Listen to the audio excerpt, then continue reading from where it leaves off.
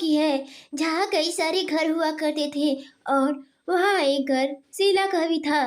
शीला के पति car accident में मारे गए थे और उसके पास मात्र एक बेटा था। मीना का बेटा बहुत ही ज्यादा होनहार था। बेटा मोहन, तुम अच्छे से पढ़ाई किया करो क्योंकि तुम ही मेरे सपनों को पूरा कर सकते हो। मैं आपके सपनों को जरूर पूरा करूंगा माँ, आप मुझ पर विश्वास रखें। मैं अच्छे से पढ़ाई करूंगा और कभी अपने इरादों से पीछे नहीं हटूंगा। भगवान करे तेरी बात तुझे लग जाए बेटा और तू एक अच्छी सी जॉब ले लेना। मीना हर रोज मोहन से ऐसे ही बातें किया करती थी और मोहन भी अपनी माँ की बातों को गौर करके सुनता था। बातों ही बातों में रात हो जाती है और दोनों माँ बेटी सो जाते हैं। मीना नाश्ते में हर रोज मोहन की मनपसंद चीजें बनाती थी और उससे बहुत ज्यादा प्यार किया करती थी। मोहन बेटा चलो अब जल्दी से नाश्ता कर लो और फिर तुम पढ़ाई करने के लिए बैठ जाना। ठीक है माँ, मैं थोड़ी देर में खा लूंगा, मुझे कुछ क्वेश्चन आंसर्स याद करने हैं अभी, मैं बाद में खा लूंगा। मोहन नाश्ता करने से मना कर देता है क्योंकि इस टाइम वह पढ़ाई कर रहा था। इसी तरह कुछ दिन बीत जाते हैं और फिर शाम का वक्त था। मोहन ट्यूशन से आ चुका था और अपने माँ के पास मायूस होकर खड़ा था। किसी तरह दिन कट गया, सवेरा हुआ। मीना बड़ी मुश्किल से पैसे जुटाकर मोहन की एडमिशन स्कूल में कराती है और मोहन भी मन लगाकर पढ़ाई पर ध्यान देता है और काफी ध्यान देने के बाद आज मेरा रिजल्ट काफी अच्छा हुआ है।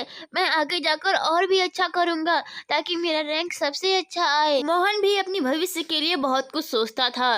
वह भी बिल्कुल अपनी माँ पर ही गया था। मोहन और मीना मोहन के रैंक के बारे में ही बात कर रहे थे। मीना को इस बात का बहुत खुशी था कि उसके बेटे का मार्क्स बहुत ही अच्छा आया है। पिताजी, आप मुझे देख पा रहे हैं ना? आप तो मेरे सामने नहीं है। मोहन ऐसे ही अपने पिताजी की तस्वीरों को देखकर तस्वीर से बातें किया करता था। माँ, तुम्हें पता है कल मुझे पिताजी ने शाबाशी दी थी और कहा, हाँ मेरे बच्चे, मुझे पता है तुम्हारे पिताजी ने तुमसे कल क्या कहा है। मीना इसी तरह अपने बेटे को समझाया करती थी। इसी तरह कई साल गुजर जाते हैं और फिर अब मीना बूढ़ी हो चुकी होती है और उसका बेटा मोहन जवान हो जाता है। माँ देखो माँ, तुम्हारा सपना पूरा हो गया।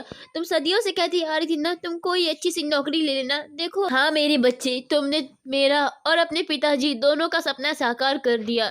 बहुत मेहनती हो तुम, ऐसे ही आगे बढ़ो। माँ, कल से मेरी ड्यूटी है, तुम अपना ख्याल रखना और हाँ ज्यादा बाहर मत जाना, नहीं लोगों से ज्यादा संबंध रखना। ठीक है बेटा, जैसा तुम कहो, मैं कहीं नहीं जाऊंगी और हाँ पर जल्दी आना और अपनी माँ को याद करते रहे। ठीक है माँ, अब हम दोनों को सो जाना चाहिए, बहुत रात हो चुकी है, सुबह जल्दी जाना है। देखते ही देखते रात भी बीत जाती है और सुबह हो जाते हैं। मीना सोफे पर बैठकर मोहन का इंतजार ही कर रही थी। सैल्यूट है उस माँ को जिसकी वजह से आज मैं पुलिस ऑफिसर हूँ।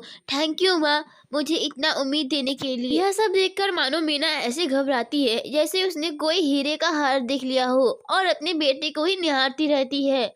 कुछ देर तक मेरा बेटा आज इतना बड़ा हो गया कि आखिरकार उसने अपनी माँ के सपनों को साकार ही कर दिया।